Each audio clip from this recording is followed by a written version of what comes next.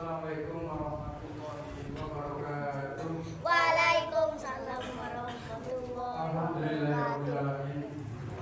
Wassalatu wassalamu ala asrofil anbiya'i wal mursalin wa ala alihi wa sahbihi ajma'in. Qala rabbi ishrah li sadri wa yassir li amri wahlul 'uqdatam min lisani yafqahu qawli. Amma ba'd. Ingkang kawula hormati Daya Pengurus Takmir Masjid Rahmat, ingkang kawula hormati para jamaah, ingkang kawula hormati para bapak, para ibu lan sedherek-sedherek sepindah monggo kita tansah muji syukur dhateng ngarsa dalem Allah Subhanahu wa taala. Dene wonten ing dalem menika dinten Ahad 25 Agustus 2024 kita sedaya alhamdulillah tasih naringan umur panjang, kesehatan lan kesempatan saking Allah Subhanahu wa taala sehingga wonten ing dalem menika kita saged ngrawuh utawa menghadiri undangan saking Takmir Masjid Rahmat Banjarwati. Mugi-mugi rawuh kita sedaya gantung ridho saking Allah Subhanahu wa taala. Amin. Kaping-kalihipun selawat dan salam mugi-mugi tetep kunjung katur dumateng junjungan kita Nabi besar Muhammad sallallahu alaihi wasallam sebagai uswatun hasanah kita. Para bapak, para ibu ingkang kawula hormati, saderengipun kula nyuwun pangapunten dumateng panjenengan sedaya. Kolongi kula kali rencang-rencang takmir sampun berbagian bilih wonten ing sasi menika kita bismillah dimulai arisan lan pengawasan. Ananging saderengipun asal menika alhamdulillah teng Masjid Rahmat niki saniki alhamdulillah sampun terpasang struktur tampil masjid secara lengkap. Niku saged panjenengan sedaya tingali kang inggil sebelah kidul niku ketuanipun Pak Umar, sekretarisnya niku Pak Edi Suyanto, bendaharane Pak Arfat dan seterusnya. Alhamdulillah ini berkat rahmat saking Allah Subhanahu wa taala. Dari niku kula kasih angkat sampun kasih Bapak almarhum mantun tiyangipun sedo terkosongan. Kebiasaan ini saged terbentuk kembali. Alhamdulillah. Mugi-mugi takmir masjid ingkang enggal saged menjalankan tugas dengan sebaik-baiknya. Nomor kali alhamdulillah niki sampun dimulai nabung, istilahnya nabung kangge Idul Adha. Buatan pensiun itu sementara pesertanya kinten masyarakat sing nabung lapor itu Idul Adha. Kali lagi total sing Idul Adha nabung itu sobat dan 12 orang. Jadi misalnya satu tim satu kelompok itu berarti kesekiran kali sekian. Mugi saged nambah malih iki. Rencanane iki takmir kepengin supados mangke tahun ngajeng niku Idul Kurban langkung meriah, langkung kathah. Iki mugi-mugi mawon. Biasanya wonten nabung niku kali nomor 3 mudah-mudahan bensin itu saged nambah. Terus dengan menabung Idul Adha minimal kita sudah dalam 1 tahun dari jangkep 3 juta atau 3,5 juta minimal itu pun saged cicil atau nambah seperti itu. Terus nabung kali korban sambung berjalan. Struktur tampil masjid Rahmat alhamdulillah sudah terbentuk. Pengawasan sing ini termasuk arisan di pengawasan alhamdulillah ini pun mulai berjalan. Mudah-mudahan program-program Masjid Rahmat itu saged istiqomah lan tiyang-tiyang ingkang dados takmir lan jamaah pun sedaya mugi-mugi diparingi kesehatan saking Allah Subhanahu wa taala. Amin. Bapak Ibu yang kami hormati, wonten hadis iki nggih. Bismillahirrahmanirrahim. Man salaka thariqan yaltamisu bihi ilman, sahalallahu lahu thariqan ilal jannah. Ingatipun, barang siapa yang melangkahkan kakinya menuju suatu masjid, tempat ya, masjid termasuk menika masjid dengan tujuan atau niat untuk thalabul ilmi, insyaallah badhe pun mudahkan jalan menuju surga. Mudah-mudahan dengan kita niat yang tulus ikhlas mata-mata mengharap ridho dari Allah Subhanahu wa taala, kita tergolong tiang ingkang dimudahkan menuju surga pun Allah Subhanahu wa taala. Amargi wonten suatu kisah ketika sahabat sedang dalam perjalanan dengan Nabi Muhammad. Dalam perjalanan sahabat ya Rasulullah, saya melihat ada sebuah majelis taklim sedang membahas sebuah hadis atau ayat. Kita berhenti sejenak untuk menghormat dan untuk menambah keilmuan, dan langsung Rasulullah mengajak untuk berhenti di suatu majelis, kemudian mendengarkan di situ, kemudian berharap bahwa orang-orang yang suka datang suatu majelis dengan niat innamal a'malu binniyat wa innamal likulli imri'in ma nawa. Jadi semuanya itu tergantung dari niatnya. Mungkin kita sebagai pemriki niatnya nggih kathah nih kula ningali nggih, niate silaturahim, kita silaturahim niat arisan. Nggih Bapak Ibu nggih, niat silaturahim, niat arisan, niat thalabul ilmi. Niki alhamdulillah di boten sedaya derek-derek kadang diparingi umur panjang, diparingi sehat, tapi boten asal kekuatan saking Allah sehingga boten saged rawuh. Mugi-mugi ingkang rawuh wonten dalu nika sedaya tansah diparingi hidayah saking Allah, dipermudah segala urusannya, dilancarkan rezekinya, dan suatu saat kita kembali kepada Allah dalam keadaan husnul khotimah. Bapak Ibu yang kami hormati, bahwa kula dibagi program setengah jam ini, Pak Pambar ini.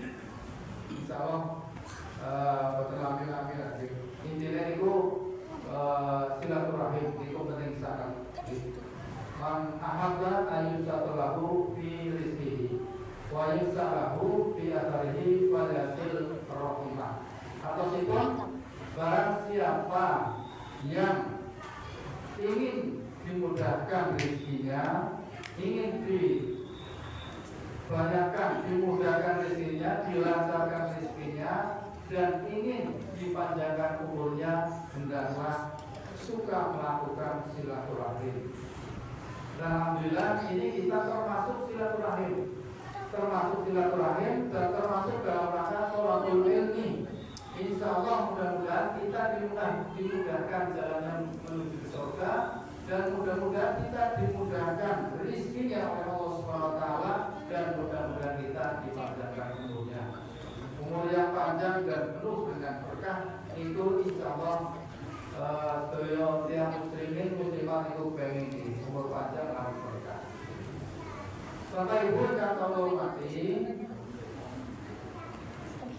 insyaallah panjenengan lan kula sedaya niku saiki kan zaman IT, zaman internet, dengan saged pengawasan lewat HP, lewat internet, utawi langsung maos Al-Qur'an disaged.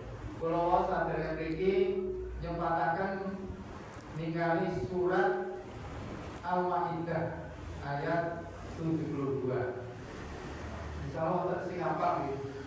Mas Epul hafal, Mas Epul. Surat Al-Maidah ayat 72. Pak Bono ini apa biasanya ini nonton YouTube terus nih. Satu surat full. Apa nggih? A'udzubillahi minasyaitonir rajim. Bismillahirrahmanirrahim. Laqad kafara alladziina qalu innallaha huwal masih ibnu Maryam wa qala al-masih ya bani Israil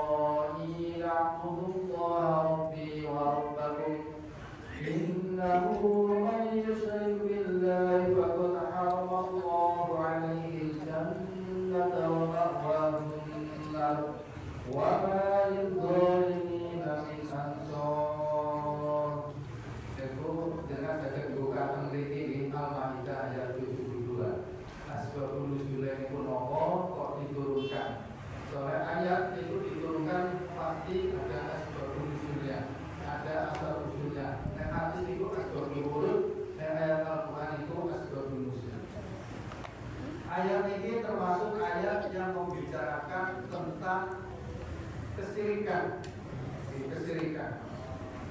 Terus umat Islam itu kedah paham napa niku sirik, napa niku tauhid. Wau pengawasan tentang cabang brondong nggih. Salah wau Pak Umar kula Pak Sugeng niku adalah rawuhan pengawasan cabang tentang brondong. Niku nggih termasuk bahas tentang ideologi Muhammadiyah, termasuk bahas tentang ketauhidan, yaitu ilmu yang mempelajari tentang keesaan Allah. Setiap agama masalah yang paling mendasar itu adalah masalah tauhid. Kalau dalam Islam, asyhadu an la ilaha illallah wa asyhadu anna Muhammadar Rasulullah. Jadi aku bersaksi bahwa tidak ada Tuhan selain Allah dan aku bersaksi bahwa Nabi Muhammad itu Allah. Dan barang siapa yang ketika akan meninggal sakaratul maut sakit mengucapkan la ilaha illallah, insyaallah masuk surga. Tapi itu tergantung perbuatan sehari-hari. Setiap hari dia makan, insyaallah sakit. Sedaya niku semata-mata hidayah saking Allah Subhanahu wa taala. Nabi Muhammad adalah kekasih Allah, orang yang paling dikasihi oleh Allah. Bahkan pernah terjadi percakapan antara Nabi Muhammad dengan Allah Subhanahu wa taala dan malaikat Jibril. Allah menciptakan alam semesta itu karena saking cintanya kepada Nabi Muhammad SAW.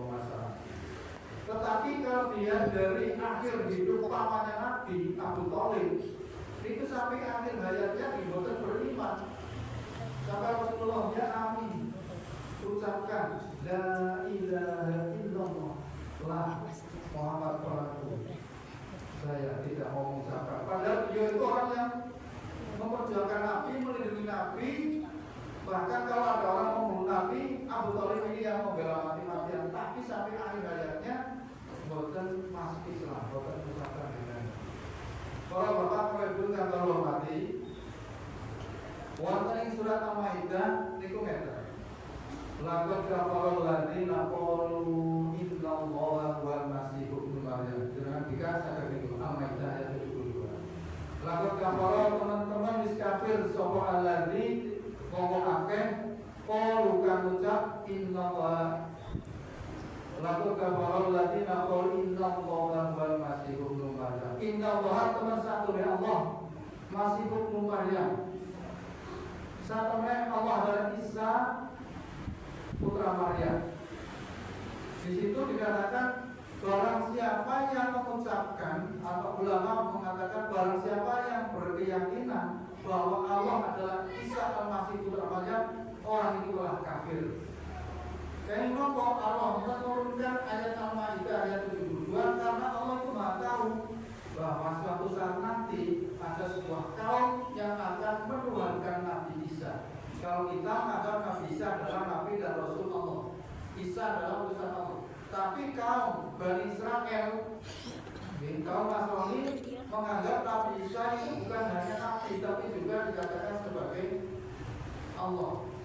Wa qala Masih ya Bani Israil, wa qala lan ucap sapa Isa Masih, wa qala Masih ya Bani Israil, hai Bani Israil.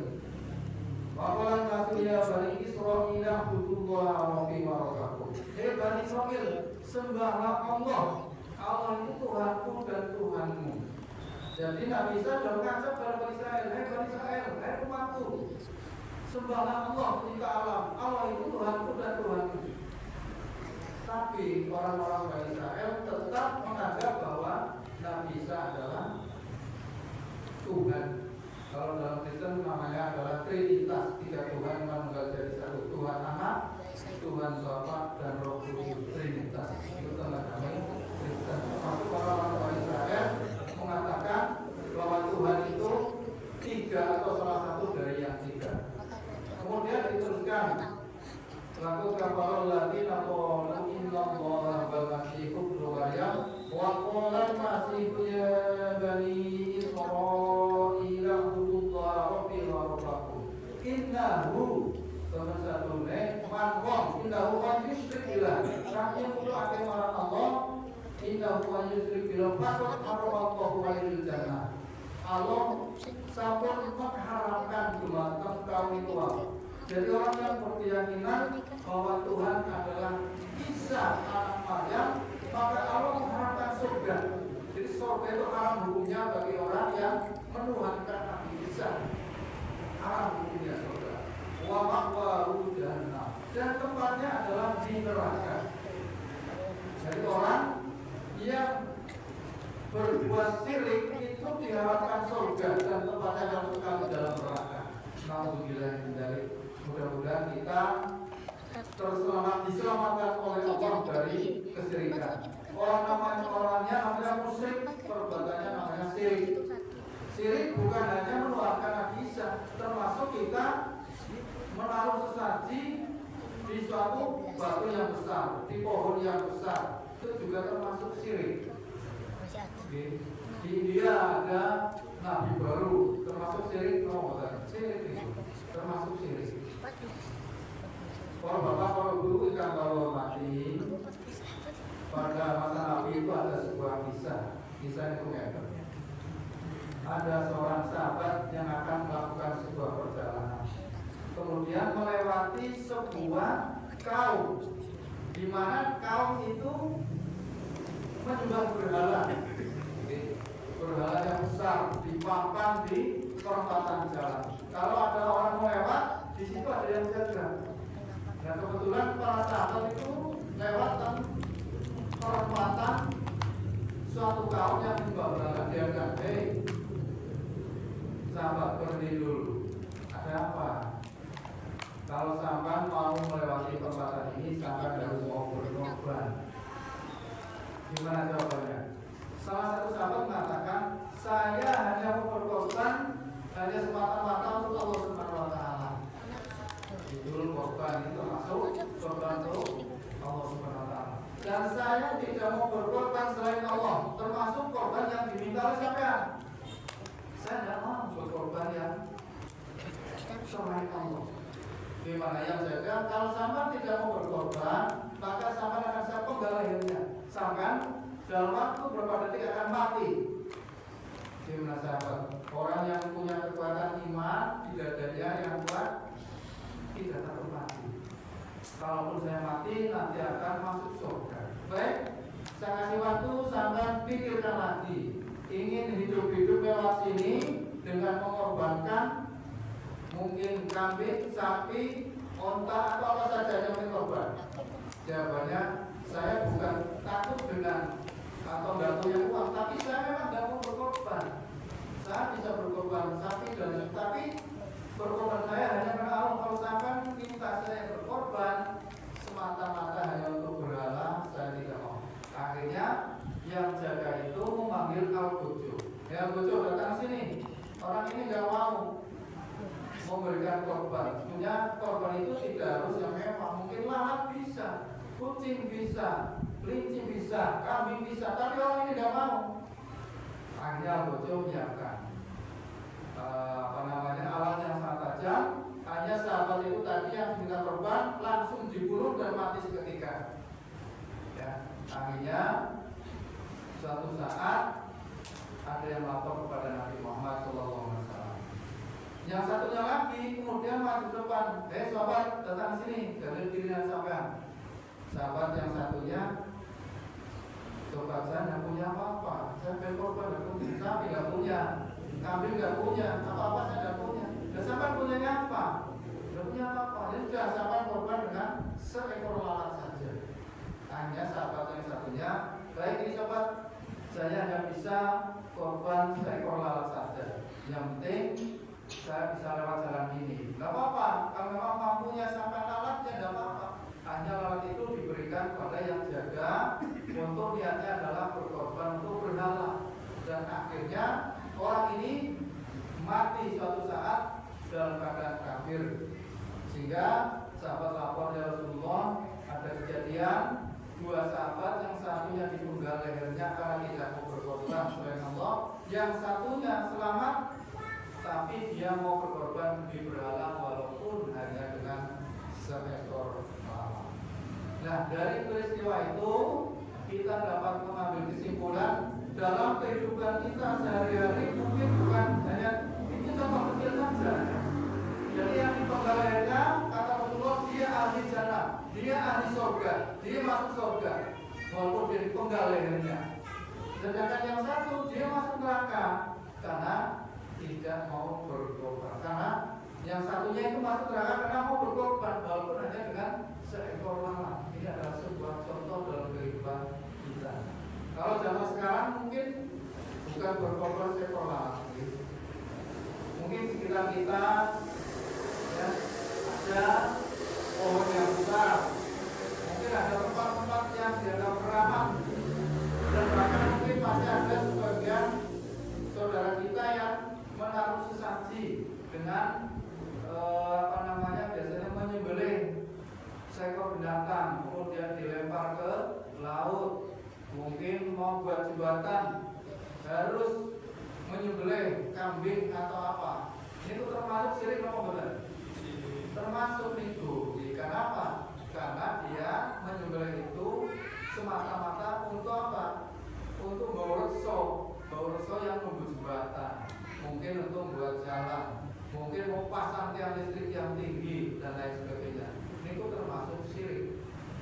Kadang orang memahami syirik dari yang contohnya tadi saja, orang yang menuhankan Nabi Isa itu syirik.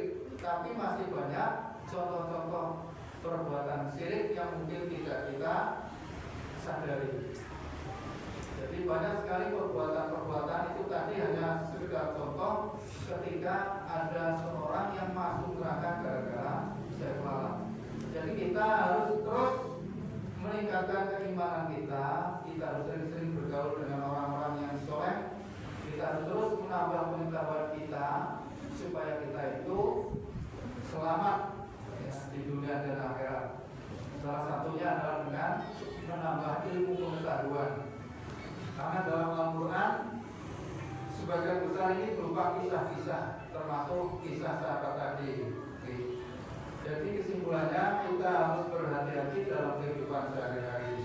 Mungkin kita memberikan sesuatu kepada orang, tapi niatnya bukan karena Allah. Itu juga harus kita analisis, harus kita introspeksi diri.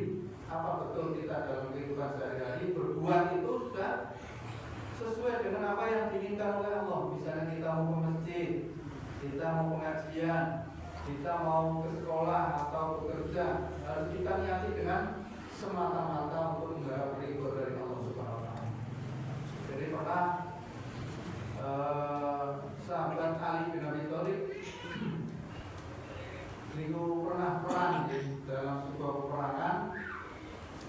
Kemudian Ali bin Abi Thalib itu selalu menang karena beliau ini adalah orang yang kuat imannya, luas wawasannya, dan fisiknya sangat kuat. Selalu dilatih oleh Nabi Muhammad sehingga ketika bertempur dengan orang kafir, Ali bin Abi Thalib itu selalu menang. Sehingga Rasulullah khawatir Ali bin Abi Thalib itu kan menantunya sendirinya, suaminya Fatimah, ponakan dan juga menantunya. Khawatir nanti Ali bin Abi Thalib itu merasa lebih sombong ya, karena selalu menang dalam sebuah pertarungan melawan orang kafir. Hanya satu saat bilang, Ali, kamu jangan sombong, jangan merasa kamu kuat, sering menang, terus kamu lalai. Kamu harus selalu rendah diri, bahwa menang itu semata-mata dari Allah Subhanahu wa Ta'ala. Jangan sampai kamu merasa bahwa kamulah yang paling kuat dan kamu selalu menang dalam peperangan seolah-olah tidak ada yang lebih kuat dari kamu. Hingga satu saat Nabi Muhammad itu menyamar, Ali, tunggu di situ. Mungkin 10 menit lagi ada orang yang sangat kuat yang akan melawan kamu. Siap, Rasulullah. Hanya setelah 10 menit datanglah orang yang tinggi besar, kemudian menantang Ali, menantu Nabi Muhammad, ayo lawan saya.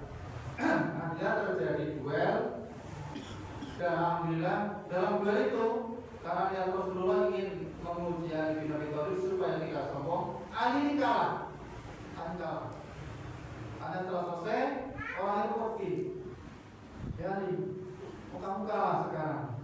Maaf ya Rasulullah, saya tidak bisa meladeni orang itu.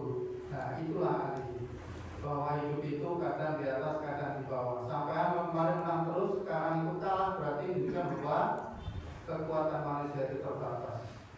Padahal kalau kita lihat dalam sejarah, orang yang menyamar itu adalah Nabi Muhammad. Jadi Nabi Muhammad dengan berpakaian tertutup menyamar, minta kepada Allah, ya Allah, saya ingin menantu saya, puan saya itu tidak menjadi orang yang sombong. Berilah pelajaran, kalahkanlah dia. Hanya Nabi Muhammad sendiri sebenarnya itu yang menyamar, hanya kalah Ali bin Abi Thalib dan hanya introspeksi diri bahwa hidup di dunia itu tidak boleh sombong dan harus selalu introspeksi diri. Ya. Semuanya adalah dari Allah Subhanahu wa Ta'ala. Kalau dari tadi kita bisa mengambil kisah bahwa ilmu tentang ketauhidan, tentang kesyirikan ini sangat penting sekali. Mudah-mudahan kita bisa mengambil hikmahnya. Mudah-mudahan kita dalam melangkahkan kakinya ketika mau bekerja, ketika mau ke masjid, semata-mata kita datang ke masjid adalah karena Allah. Jangan sampai kita niat kita itu tidak ditata. Ya. Jadi kita masjid atau pasar atau sekolah atau kemana saja harus kita tata dulu niatnya. Karena sahnya suatu amal perbuatan itu tergantung dari niatnya. Innamal a'malu binniyat wa innamal likulli imrin ma nawa. Jadi segala sesuatu tergantung niatnya. Kalau niatnya kita ditata dengan baik, insya Allah nanti apa yang akan kita lakukan juga semata-mata karena Allah Subhanahu wa Ta'ala. Dan mudah-mudahan kita hadir di sini juga karena Allah Subhanahu wa Ta'ala. Kita niati menjalin silaturahim. Kita niati thalabul ilmi. Kita niati apa tadi? Arisan. Asal betul. Asal mawon di arisan itu kan termasuk sesuatu yang positif. Insya Allah arisan yang pertama ini yang bukan salah ini kan kas masjid yang pertama ini. Coba terus Bapak Budaya Semerap ini sing sepindah ini insya Allah kan kas ini. Sudah satu untuk masjid, satu untuk jamaah terus yang bulan depan satu masjid, satu jamaah terus bulan-bulan selanjutnya 2. Oke. Jadi untuk pertama kali ini nanti cabutan yang ada 2 nih, 2 yang satu untuk masjid, satu untuk jamaah. Alhamdulillah mudah-mudahan para bapak, para ibu saged ikhlas nggih. Niku pun keputusan sidang saking tampil masjid. Insyaallah yang dengan ikhlas pakai angsal ganjaran saking Allah Subhanahu wa Ta'ala dan mudah-mudahan uang yang sudah panjenengan gunakan untuk arisan itu mempunyai nilai ibadah ya, karena satu untuk masjid ya. Insya Allah nanti di akhirat kita akan memetik hasilnya. Insya Allah menikah akan sakit kalau terakan di CKB meskipun jam langkung kita itu 9 menit akan sakit kalau terakan monggo kita sarang-sarang dumateng Allah Subhanahu wa Ta'ala. Mudah-mudahan apa yang kita laksanakan pada malam hari ini mendapatkan berkah dan ridho dari Allah Subhanahu wa Ta'ala melalui doa. A'udzubillahi minasyaitonir rajim. Bismillahirrahmanirrahim. Hamdan lillahi hamdan syakirin hamdan yuwafi ni'amahu wa yukafi masidah. Ya Rabbana lakal hamdu kama yanbaghi jalali wajhika wa 'azimi sultanik. Allahumma shalli ala Muhammad wa ala ali sayyidina Muhammad. Allahumma ighfir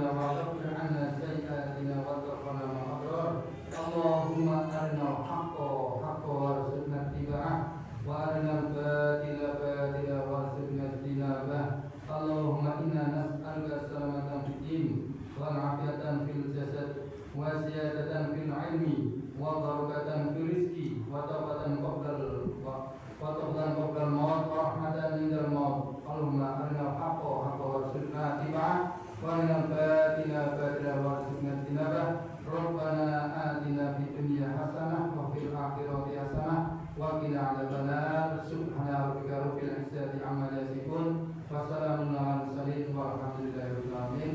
Assalamualaikum warahmatullahi wabarakatuh.